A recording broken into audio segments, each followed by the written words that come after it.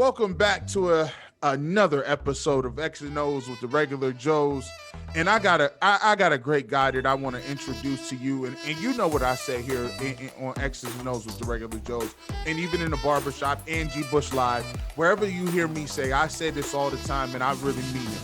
No disrespect to any other fan bases. I talk about the great legacy of the NFL. I talk about the Bears and the Packers and the Kansas City Chiefs. And when you look at my YouTube page, there's people that really respect what I talk about because there are some great fan bases in this game. But I say there's nobody like the Cleveland Browns because the Cleveland Browns have had tough times for multiple years, lean times. But there are Cleveland Browns fans all over this great planet.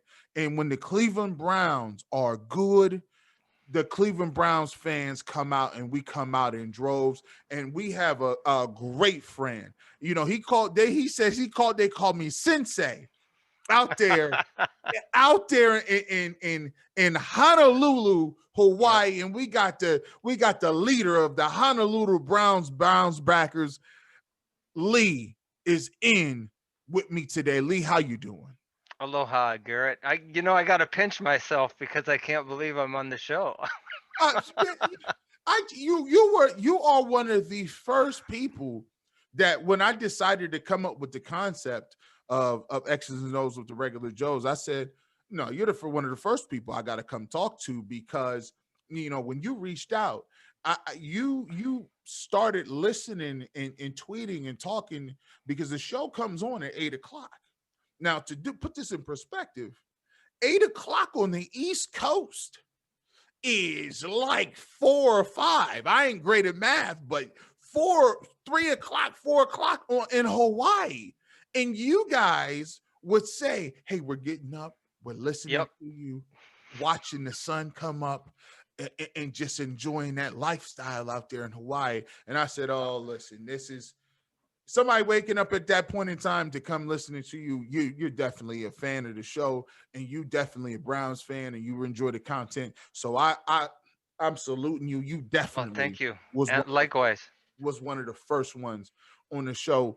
Now, Lee, talk to me. Hawaii, how did you migrate out to Hawaii, and how did you become a Browns fan, and how did you get all the way out to the great state of Hawaii? Well, let's do the Browns fan first. There we go. So my grandpa lived on 10,000 Elwell, which is in East Cleveland. It's in Cleveland proper. Mm-hmm. And we used to go to Grandpa's house, and we would all be in the basement. And I'm old enough to remember Jim Brown. So there was this rite of passage. And my father used to measure how tall I was because you know the trough in the men's bathroom at the old municipal stadium. And yes. He would say, oh, not yet, not yet. And you'd get a little bit taller and he'd say, okay, you're tall enough to go to a game.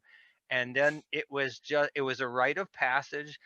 Like you said, there's something magical about Cleveland. There's something magical even more about Cleveland sports because it brings people from all walks of life, all creeds and ethnic groups and religious denominations, and you're all sitting together and you're all wearing orange and brown and you're all cheering on your Browns. And I think the one word that is synonymous with Cleveland, and not believe, and yeah, I do say believe land is a very strong word, but the word that is the same as Cleveland is loyalty.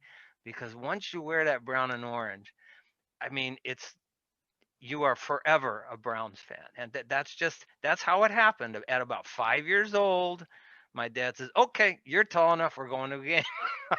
And that was it.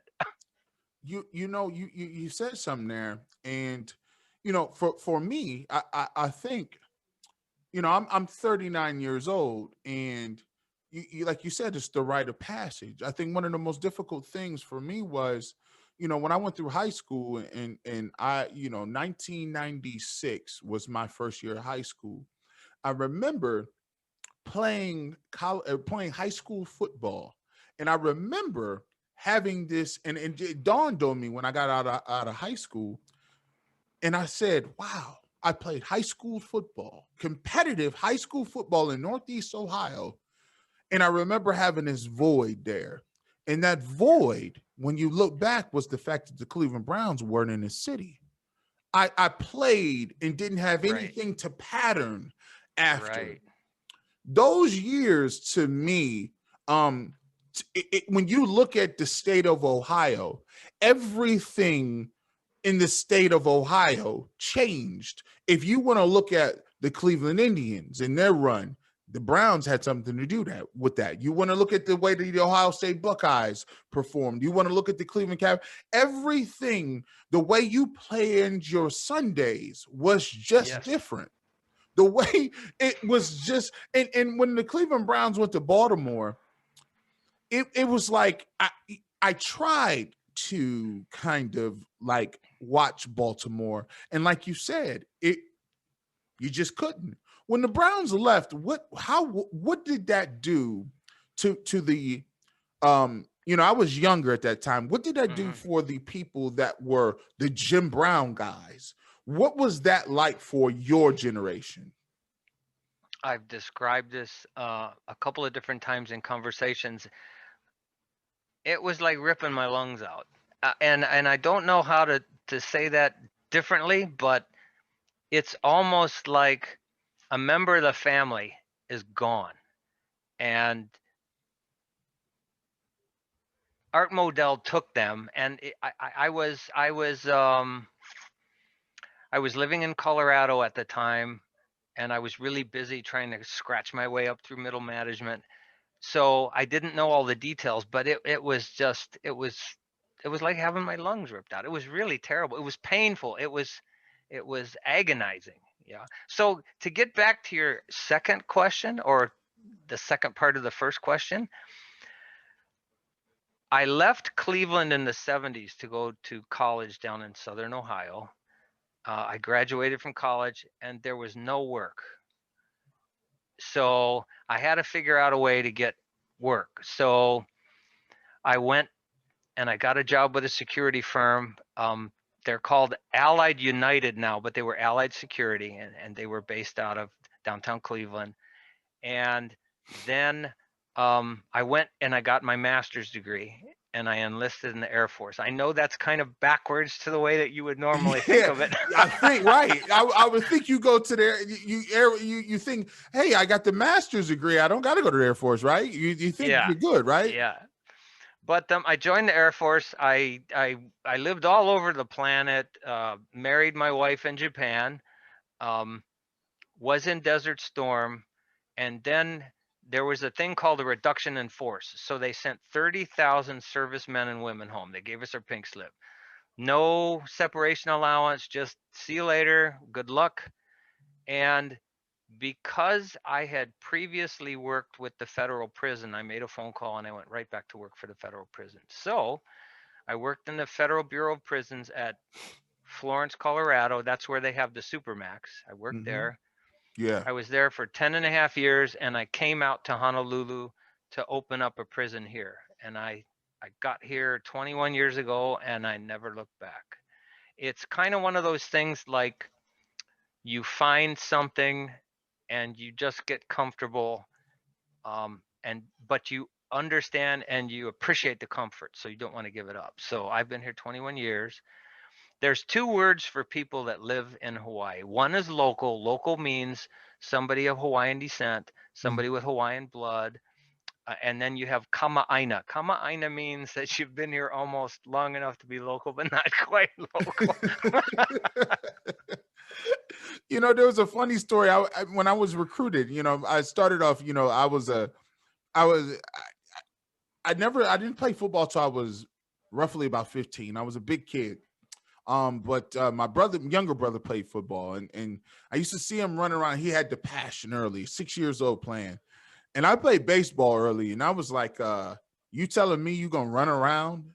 And they weren't even touching the football yet. And I looked at my dad and said, you mean they ain't running around the field? They ain't running no plays. He's like, yeah, this is conditioning. I said, don't sign me up for that. Nah, I want no parts of that. So he played football early. I just played till I was 15. Wow. I was terrible. I just pulled, my dad said all I did is just pull my pads up. I was the biggest kid on the team. I was horrible. Um, one day I just woke up and I started to get athleticism. Then, I was like, hey man, if I don't do something, like I need to get a scholarship, I need to go somewhere. So I pretty much turned it on, and in about 2 years, I was good. So every school started recruiting me pretty much. I went to Camp McKinley, and after we won a national championship in 1997, we were fortunate enough to beat Ignatius, and we won the USA Today National Championship. And we had guys that went on to play at Ohio State, guys that were nationally recruited.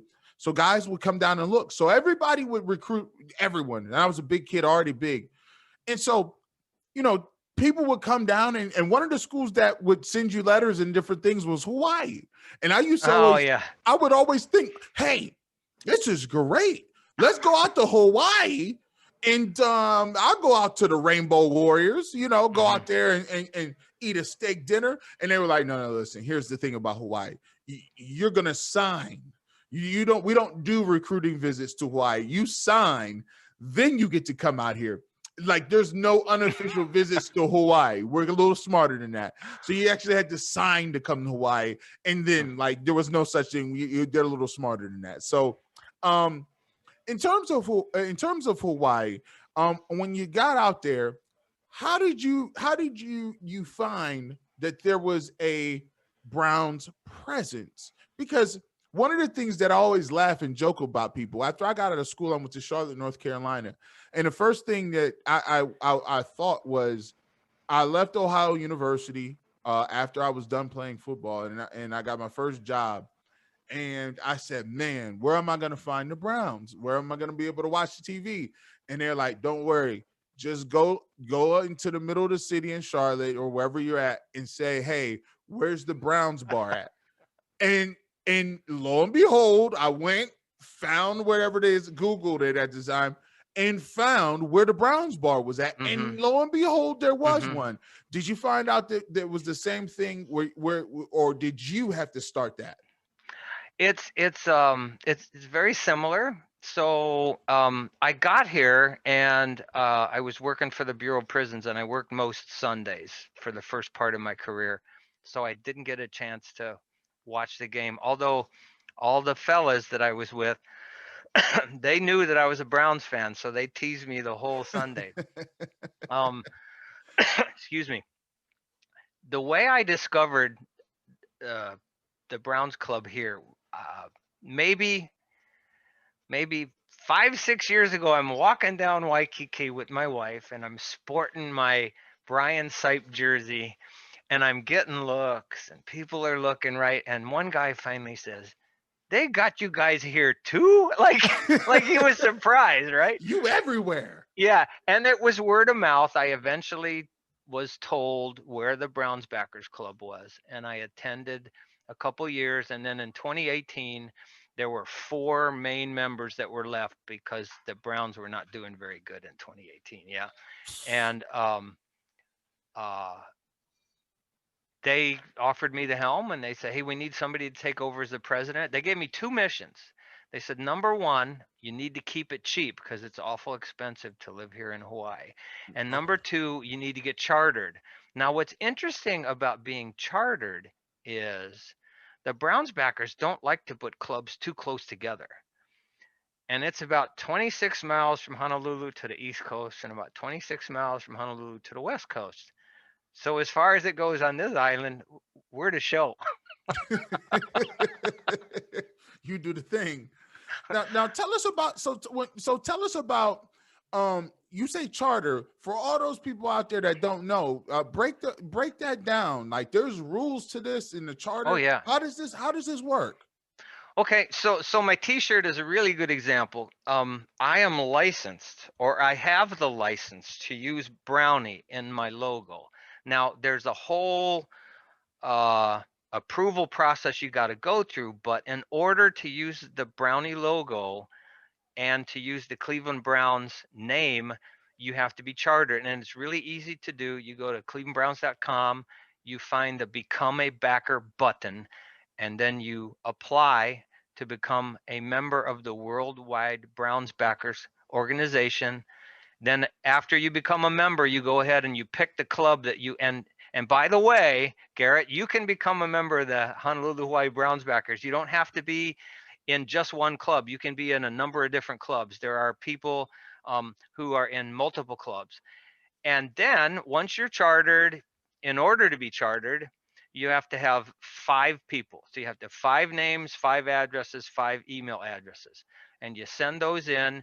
And then the guy who's in charge of the Worldwide Browns Backers right now, his name is Corey Kinder. He will review your application. There's a couple of other things that Corey considers.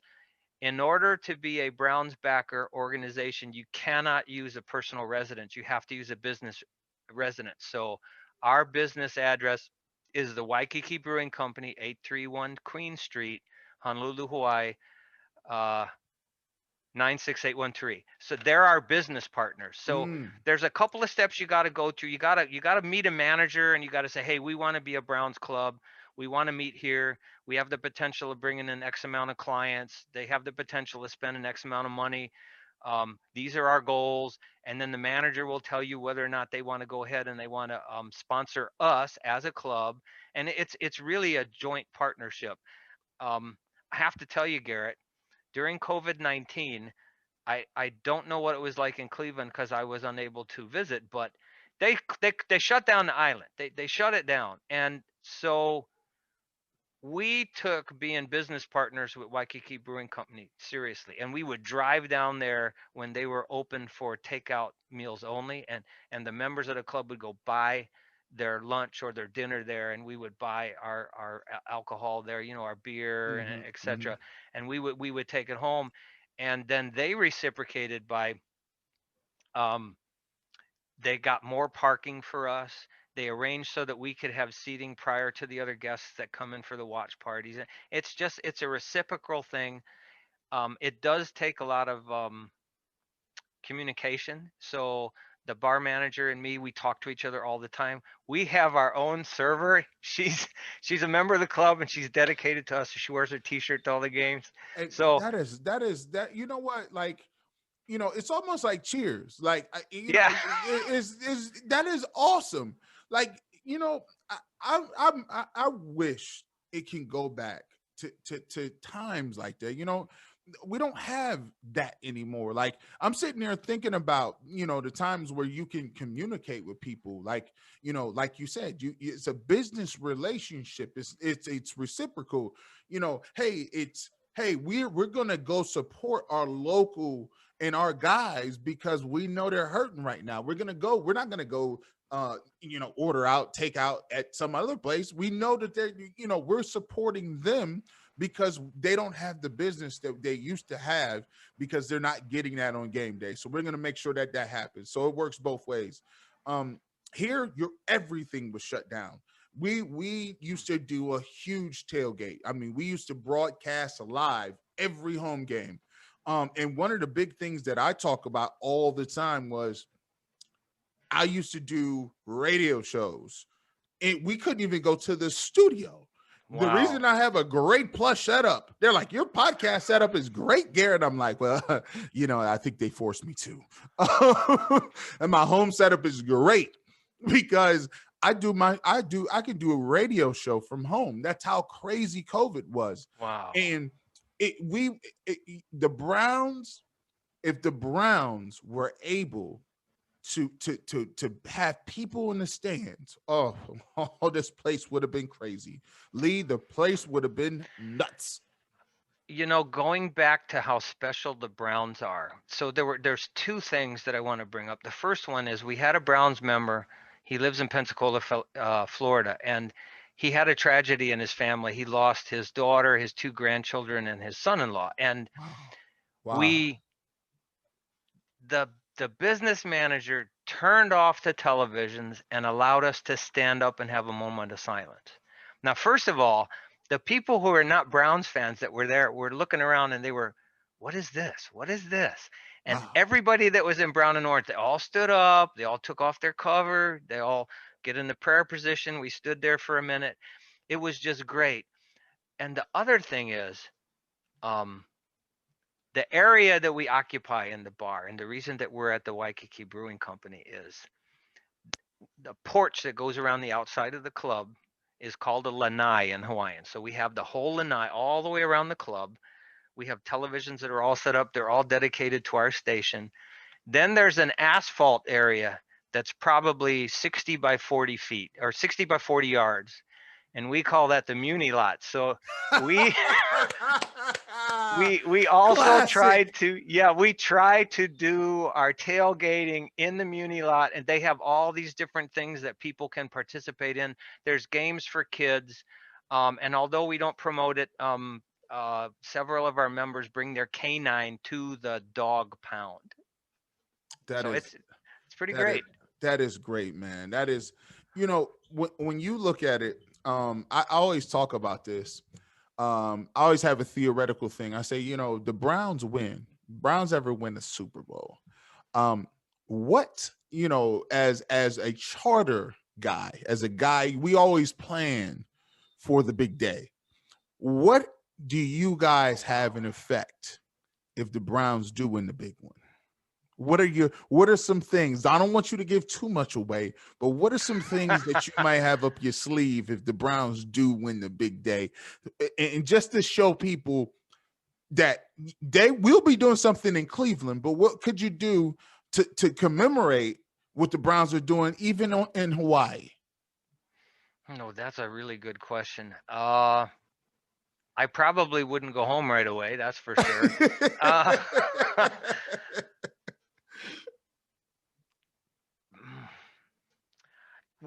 okay, so when I was a kid growing up in Cleveland, Coventry, you're familiar with the area of Coventry? Yes. Mm-hmm. Coventry was an area where they didn't care what you look like.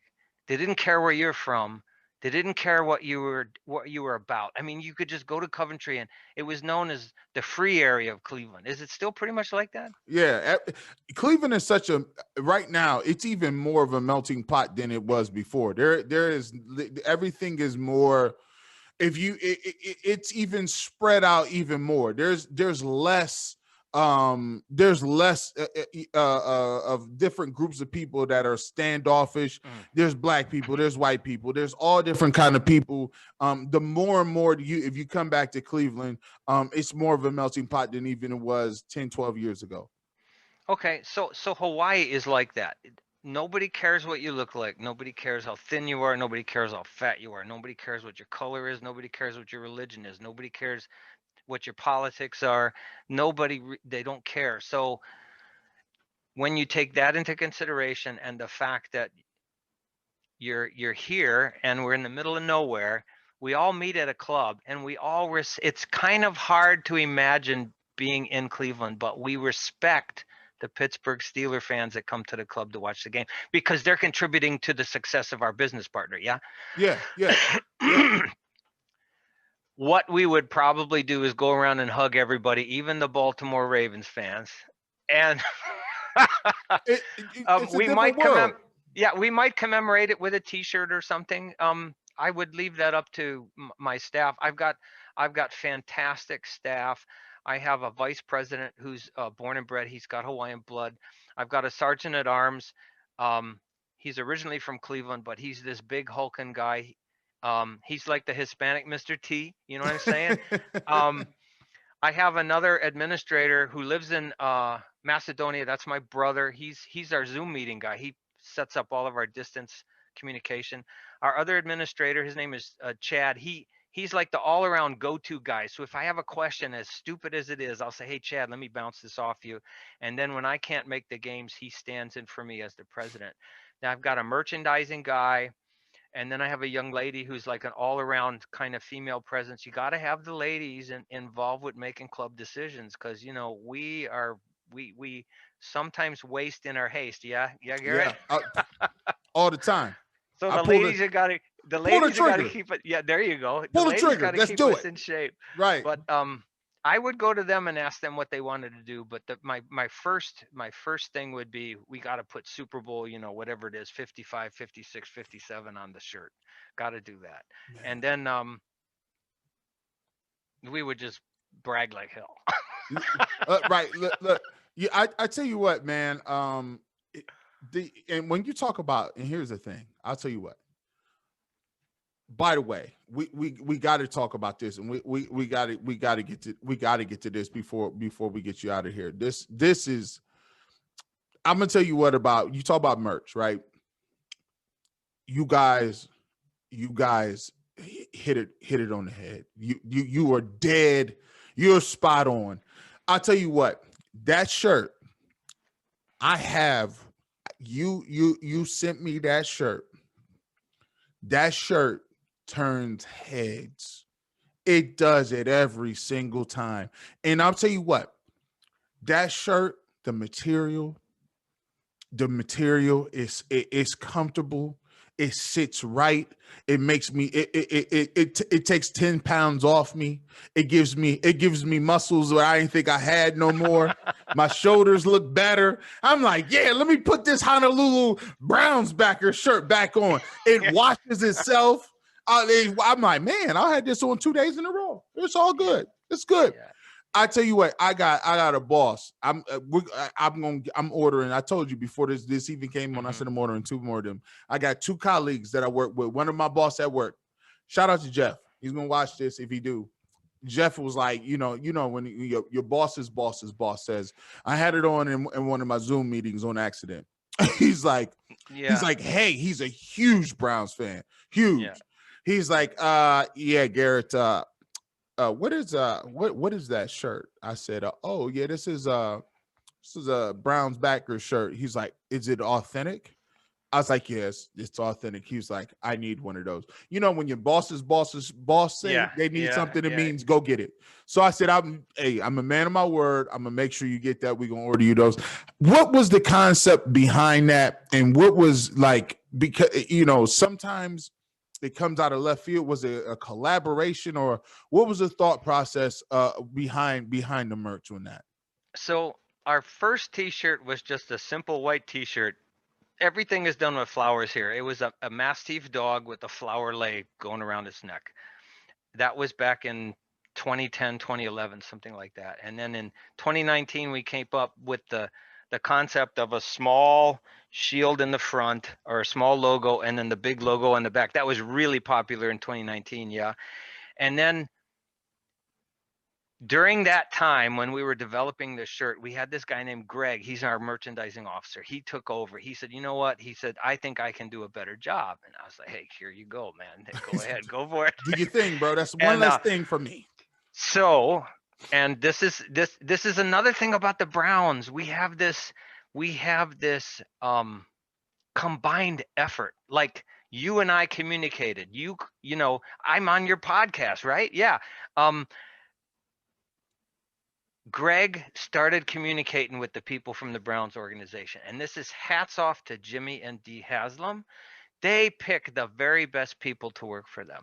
So we worked with somebody named Corey Kinder. I think I mentioned him before. And I don't know how Greg did it, but he got us grandfathered in to use the Brownie. Now, the Browns backers worldwide, they eventually want to go to the shield, and the shield looks like this. They eventually want to go to that.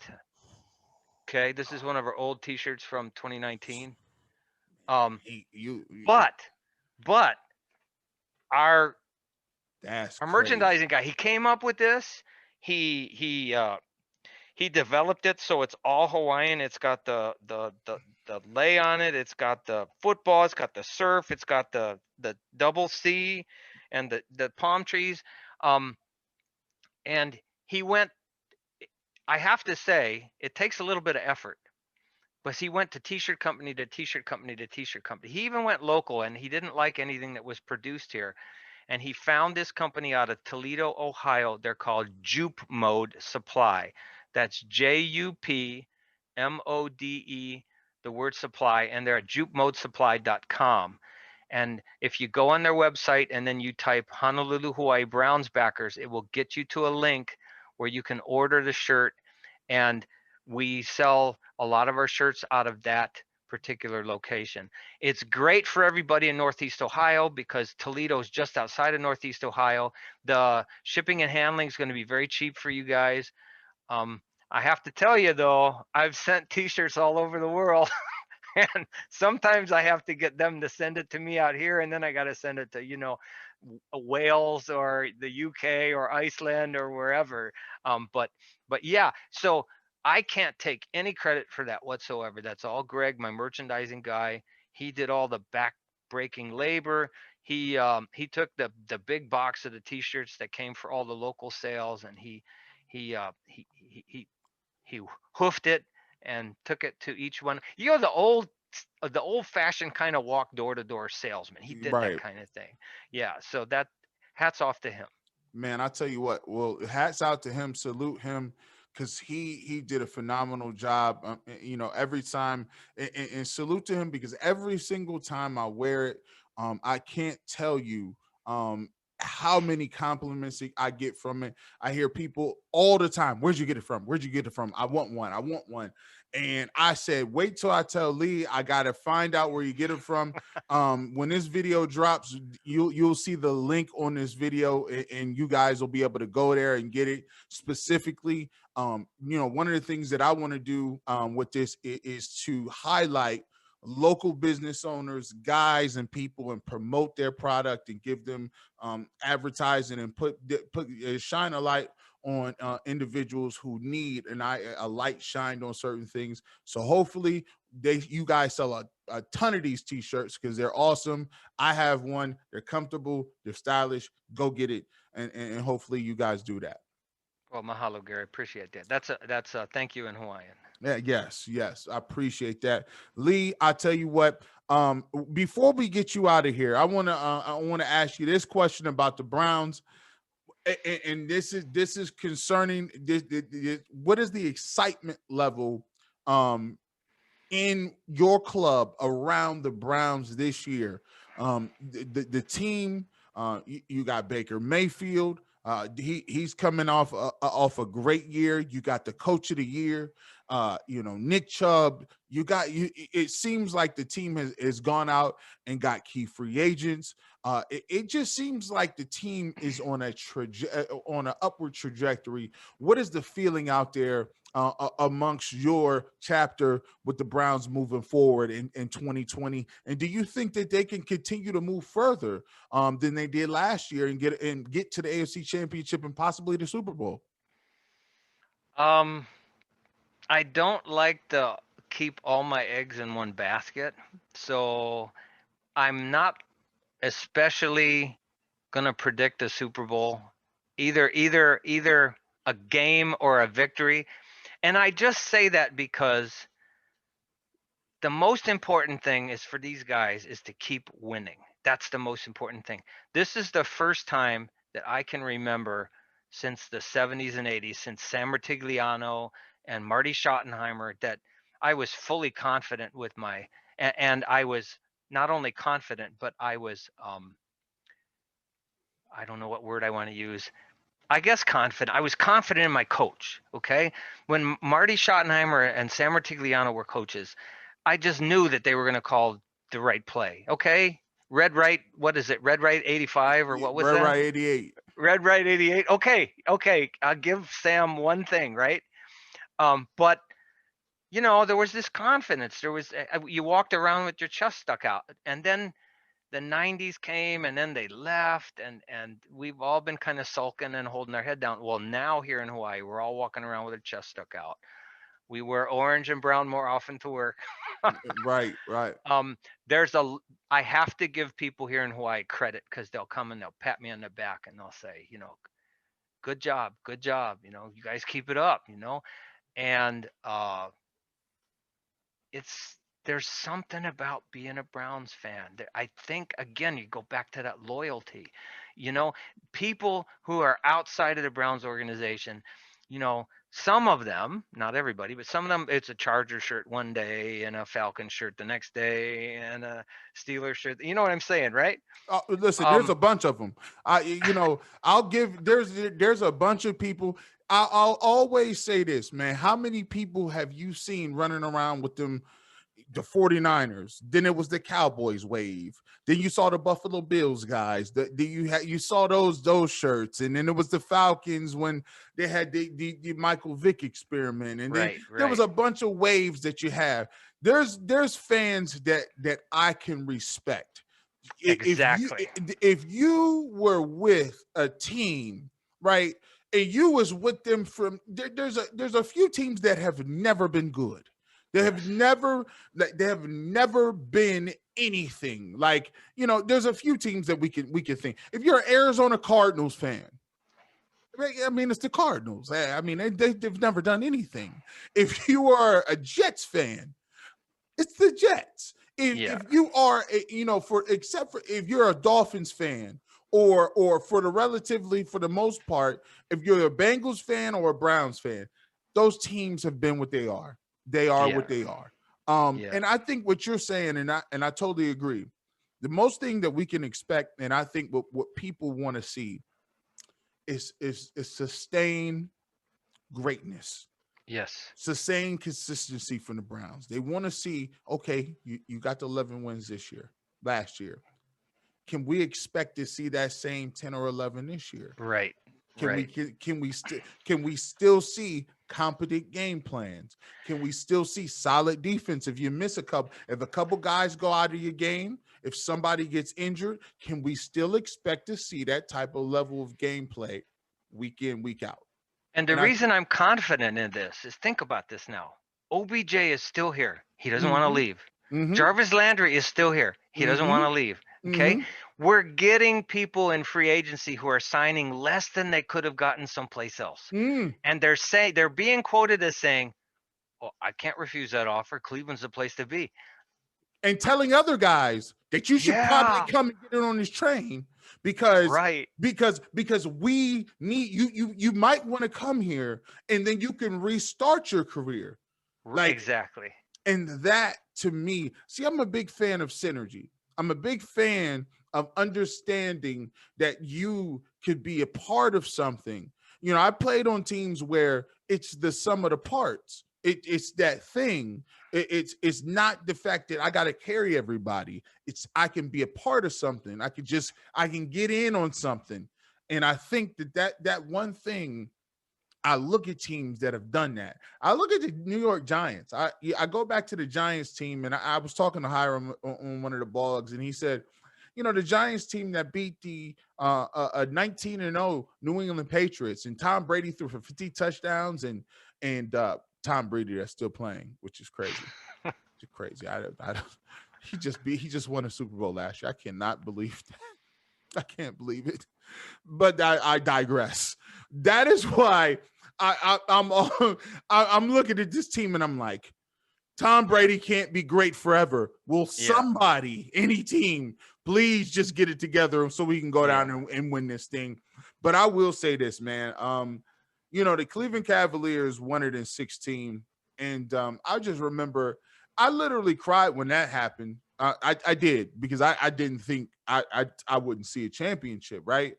But I told myself, if they won and I cried, if the Browns win, trust me, I'm letting you know right now, I got paid time off. If you're listening out there, I'm not showing up to work. I won't be there. I am not coming. I'm not going to be there the next day. I'm just playing. I'm just playing. No, you're not, because I'm not going to work. I'm sick. I got to pay. Listen, I got holiday PTO, sick time. I'll save it up. I'm sorry. I won't be there. I'm not coming. Unless they want me to be on the radio. I'm just saying that's a whole nother thing. They got all kind of people waiting in line to do that. I'm not coming. Lee, I appreciate you once again. Shout out where they can find you. Give me your Twitter handle. Give me one more time where they can get those awesome T-shirts for you, and where your chapter is located. Okay, so it's www.jupmodesupply. That's JUPMODESUPPLY.com. And when you go on there, You do the search button and you type in Honolulu, Hawaii's Browns backers. We are all over social media. We have our own web page. It's www.Honolulu Hawaii Browns backers. We're on Twitter, same thing. Honolulu Hawaii Browns backers. We're on Facebook, Twitter, Reddit, MeWe, Gab. Everywhere. We're all over the place. And you can also find us if you want to connect with us and talk to somebody in the chapter. If you happen to travel out here to Hawaii, just go to the clevelandbrowns.com, go to the Browns backer and search for a club, put in the United States, put in the state of Hawaii. We're the only club in there. You'll get our all of our addresses for our social media. You'll get our email address. You can email at any time. We always respond within 24 hours. And yeah, that's it. It's it. So yeah, please come out if you can. It's pretty great. I used to watch the Pro Bowl just to see it in Hawaii. and yeah, so please come visit us. Especially Garrett, if you come out, your money's no good. I want you to remember that. Hey man, listen, you're the first person I'm looking up if I get up out there. I need to, man. I'll tell you what, man, I want to thank you and thank you so much for supporting the barbershop. I want to thank you so much for just supporting me as an individual. You've been so kind to me from Jump Street, not just now, but from the get-go. Everybody out there in the Honolulu Browns backers, everybody out there in Hawaii who listens and took time to support me. I want to thank you guys out there. I appreciate you so much. As always, I want to thank you guys. We'll talk to you soon. And as always, keep supporting your local people. Keep supporting everybody out there. And be kind to people. Just be kind. It don't take that much. As always, salute. Aloha. Aloha.